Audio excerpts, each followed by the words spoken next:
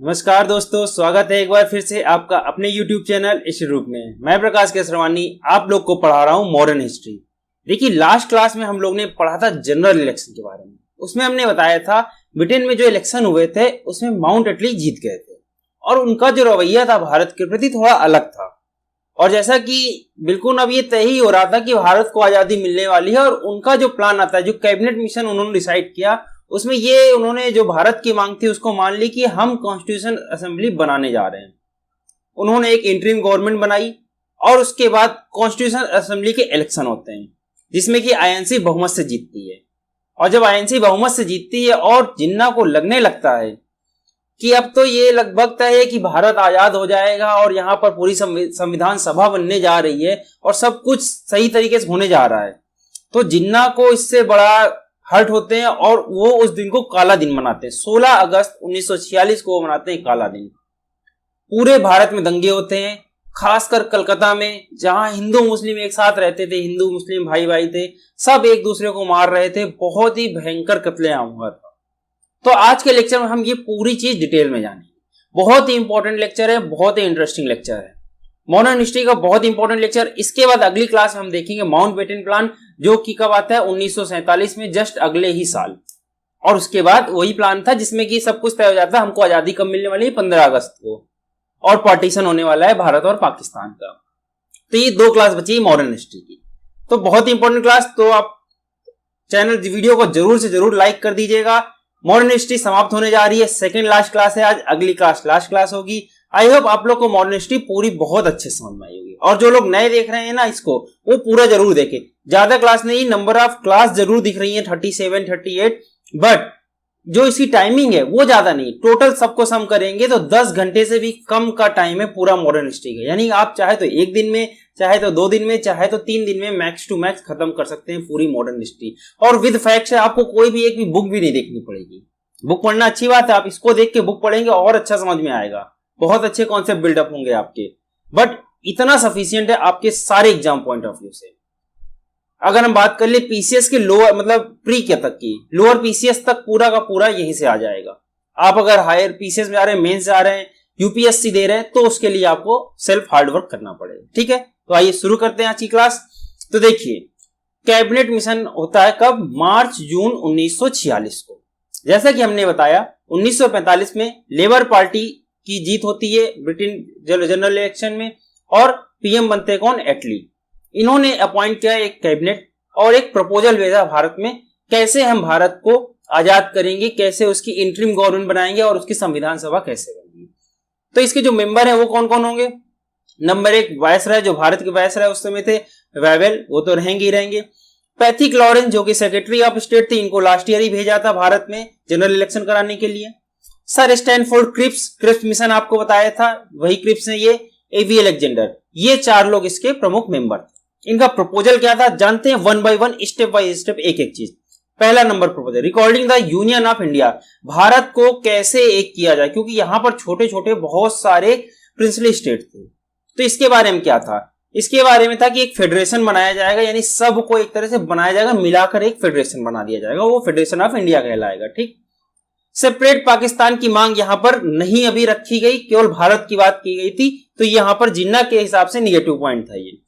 Third, foreign affair, defence, war council, ये सब चीज किसके अंडर रहेंगी, यूनियन गवर्नमेंट के अंदर। 2 तरह की गवर्नमेंट बनेगी, एक यूनियन गवर्नमेंट जिसको ये बोला जा रहा है यूनियन ऑफ इंडिया, और सेकंड होगा जो प्रिंसली स्टेट, जो कि प्रोविंस के पास रहेंगी पावर।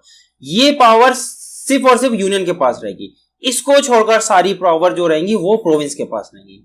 खाना पीना, पैसा, बजट, ये सब किसके पास रहेगा, प्रोविंस के पास रहेगा। But foreign affair, defence, war, ये सब किसके पास रहेगा, यूनियन के पास रहेगा। जैसा आज भी होता है, स्टेट के पास सारी पावर है, but foreign affair power state के पास नहीं है, डिफेंस स्टेट्स के पास नहीं है। ये कौन तय करेगा, जो यूनियन में जिसकी गवर्नमेंट है वो तय करेगा। ठीक, बिल्कुल आज के जैसा। आगे बढ़ते हैं।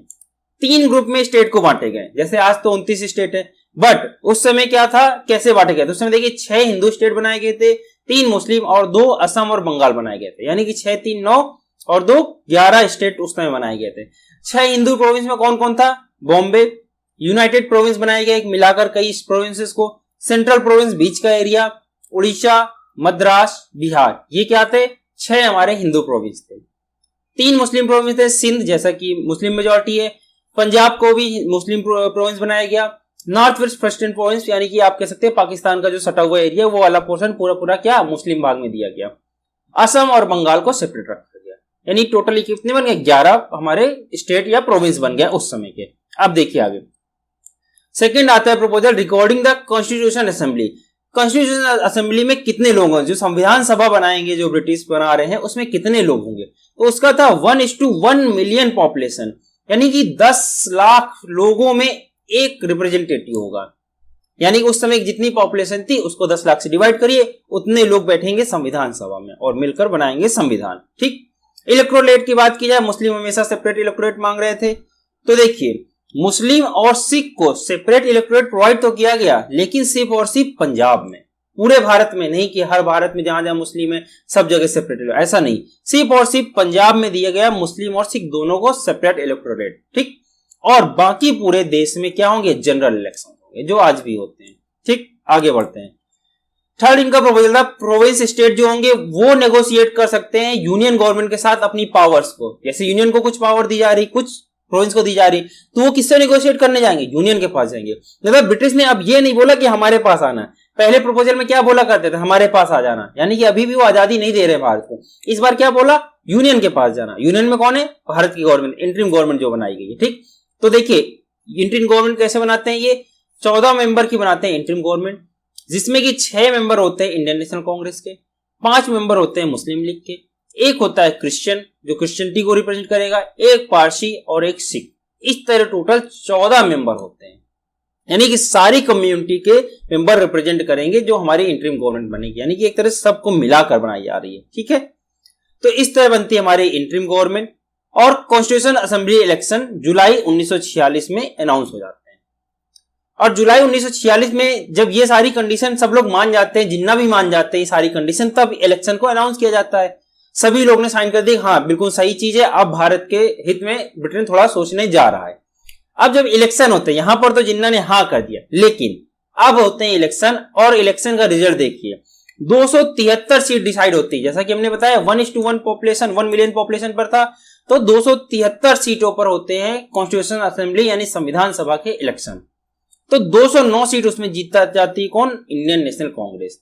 और इस तरह से कौन डोमिनेट करने वाला है, कांग्रेस डोमिनेट करने वाली है। जब कांग्रेस डोमिनेट करने वाली है, यहां से अब जिन्ना को दिक्कत होने लगती है, क्योंकि जैसा कि भारत पूरी तरह से आजाद होने की कगार पर यहां पर है कि आजाद होने जा रहा है, संविधान सभा भी बनने जा रही है और कांग्रेस उसमें मेजॉरिटी रोल प्ले करने जा रही है। अब जिन्ना को यहां पर से दिक्कत होती है, और उन्होंने जो वादा किया था चुनाव होने से पहले कि हाँ हम आपके प्रपोजल को एक्सेप्ट करते हैं, उसको इन्होंने वापस ले लिया 29 जुलाई 1946 जो उन्होंने अपना वादा किया था। और 16 अगस्त 1946 को इन्होंने डायरेक्ट एक्शन डे मनाया और पूरे भारत में दंगे अनाउंस करवा देते हैं हिंदू मुस्लिम के बीच में, बोलते हैं हम भारत पाकिस्तान छीन के लेंगे, लड़ के लेंगे, हर हालत में पाकिस्तान बनाएंगे, भारत के साथ नहीं रहेंगे। जिन्ना ने क्लियरली बोल दिया, पहले भी बोला था लेकिन इस बार लड़कर लेने की बात बोल दी, और 16 अगस्त को पूरे भारत में दंगे होते हैं, पूरे देश में दंगे होते हैं। खासकर कलकत्ता की बात की जाए तो इसे ग्रेट कलकत्ता किलिंग नाम से भी जाना जाता है। भारत इसे काला दिन ब्लैक डे नाम से ऑब्जर्व करता है। ब्लैक डे 16 अगस्त 1946 को मनाते हैं क्योंकि इस दिन जिन्ना की वजह से बहुत ही ज्यादा दंगे हुए थे और बहुत ज्यादा लोग मारे गए थे। हिंदू मुस्लिम सब एक दूसरे को मार रहे थे। जो पहले एक साथ खाना खाते थे, अगल बगल के लोग भाई भाई एक साथ रहते थे, वो सब हिंदू मुस्लिम के चक्कर में एक दूसरे को मार रहे थे। मुस्लिम हिंदू को मार रहे थे, हिंदू मुस्लिम को मार रहे थे। इस तरह के दंगे फैल गए थे 16 अगस्त 1946 को, आजादी के 1 साल पहले। क्यों? क्योंकि जिन्ना ने बोल दिया हमको चाहिए पाकिस्तान और हर हालत में हम पाकिस्तान लेके रहेंगे, लड़कर रहेंगे। तो इस तरह हुआ हमारा क्या, कैबिनेट मिशन। अब देखिए फाइनली एनी हाउ किसी भी तरीके से एक इंटरिम गवर्नमेंट फॉर्म कर दी जाती है, एक आंतरिक सरकार बन जाती है 2 सितंबर 1946 को, और जिसको हेड करेंगे कौन, पंडित जवाहरलाल नेहरू। इस तरह करके एक हमारी इंटरिम गवर्नमेंट फॉर्म कर दी जाती है। फिलहाल के लिए दंगे वंगे थोड़े दिन में शांत होते हैं, 2-4 दिनों में, और फाइनली 15 दिन बाद एक इंटरिम गवर्नमेंट बन जाती है। अब देखिए ये तो हो गया उस समय का मैटर। अब क्या होता है, 8 दिसंबर 1946 को मुस्लिम लीग की, जैसे कि हर साल हो ही रही है, सेशन होता है, तो लियाकत अली उसमें ज्वाइन करते हैं उसको, वो प्रेसिडेंसी देख रहे होते हैं, वो अपना डिसीजन करते हैं। 9 दिसंबर जो भारत में मीटिंग चल रही थी कॉन्स्टिट्यूशन असेंबली अब कैसे बनाना है, ये सब प्रोसीडिंग होती है। बट जो संविधान सभा की बात है वो हम पढ़ेंगे पॉलिटी में, क्योंकि प्योर पॉलिटी का सब्जेक्ट है। संविधान की बात करने जा रहे हैं, संविधान कैसे बनेगा। फिलहाल ये कॉन्स्टिट्यूशन असेंबली किसके द्वारा बनाई गई है? ब्रिटिश के द्वारा। ये भारत के द्वारा नहीं बनाई गई जो भीमराव अंबेडकर देख रहे थे, ये ब्रिटिश ने बनाई थी। ठीक है, तो ये सब चीज होता है कब? कैबिनेट मिशन के बाद। ये था हमारा आज का लेक्चर। अब हम अगली क्लास में क्या देखेंगे, क्योंकि ये अभी पूरी तरह सॉर्ट आउट तो हुआ नहीं, मुस्लिम लड़कर लेने को तैयार है पाकिस्तान। तो अब अगला प्लान आता है हमारा माउंटबेटन प्लान, जो कि हम कल की क्लास में देखने वाले हैं। माउंटबेटन प्लान में देखेंगे कि इस बार लगभग इन्होंने डिसाइड कर दिया कि इंडिया और पाकिस्तान को अलग करो, वरना ये आपस में लड़ जाएंगे, एक दूसरे को मार काट डालेंगे और बहुत दंगे हो जाएंगे। तो हम अगले लेक्चर में पूरा डिटेल में जानेंगे कैसे भारत और पाकिस्तान को अलग अलग किया जाता है, माउंटबेटन प्लान का प्रपोजल क्या था, और 15 अगस्त तारीख कैसे डिसाइड की जाती है कि हम आजाद हो जाएंगे। तो ये था हमारा आज का लेक्चर। आई होप आपको क्लास पूरी डिटेल में समझ में आई होगी। अगली लेक्चर लास्ट लेक्चर होगा और हम आजादी पा जाएंगे अंग्रेजों से। ठीक है, तो बने रहिए हमारे साथ। Thank you very much. हंसते रहें, मुस्कुराते रहें एंड कीप लर्निंग।